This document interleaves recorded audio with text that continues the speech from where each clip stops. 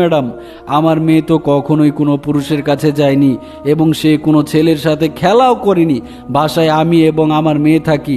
আমাদের বাসায় অন্য কোনো পুরুষের আগমনও কখনো ঘটেনি। আমার স্বামী সারাদিন ব্যবসার কাজে বাহিরে থাকে। তবে কিভাবে আমার মেয়ের সাথে এমন ঘটনা ঘটতে পারে? আপনি ভালো করে একটু পরীক্ষা করুন ম্যাডাম, এবং দেখুন আপনার কি কোথাও ভুল হচ্ছে কিনা। ডক্টর তখন বললেন, আমি সব কিছু স্পষ্ট দেখতে পাচ্ছি এবং আপনার মেয়ের পেটের ভেতরে থাকা বাচ্চাটি অনেক বড় হয়ে গিয়েছে। মহিলা তখন করুণ স্বরে বলতে লাগলো, এখন আমি কি করতে পারি? এই ঘটনা যদি জানাজানি হয়ে যায় তবে তো আমাদের মান সম্মান ধুলোর সাথে মিশে যাবে, আর আমার স্বামী আমাকে শেষ করে ফেলবে। কেননা আমার স্বামী আমাকে সম্পূর্ণ দোষ চাপিয়ে দিবে। তিনি বলবেন, সব সময় তোমার মেয়ে তোমার সাথেই থাকে, তারপরও মেয়ের কেন এমন হলো? এই প্রশ্নের উত্তরে আমি কি জবাব দিব? স্বামীকে আমি কি জবাব দিব? আর যখন আমি কোনো জবাব দিতে না পারবো তখন তিনি আমাকে শেষ করে ফেলবেন।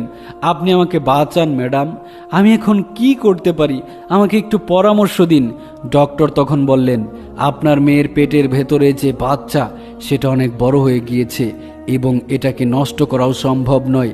তাই এখন আপনার মেয়ের যথাযথ যত্ন নিতে হবে এবং তার বাচ্চা প্রসব হওয়ার পর নতুন করে সিদ্ধান্ত নিতে হবে কিভাবে কি করা যায়।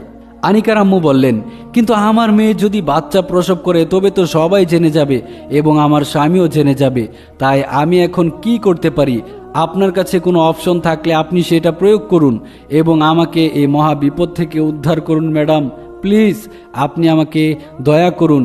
ডক্টর তখন বললেন, এখানে আমার কোনো কিছুই করার নেই। এখন যদি আমি কোনো কিছু করতে যাই তাহলে আপনার মেয়ের জীবন ঝুঁকিপূর্ণ হয়ে যাবে, আপনার মেয়েকে বাঁচানো কষ্টকর হয়ে যাবে।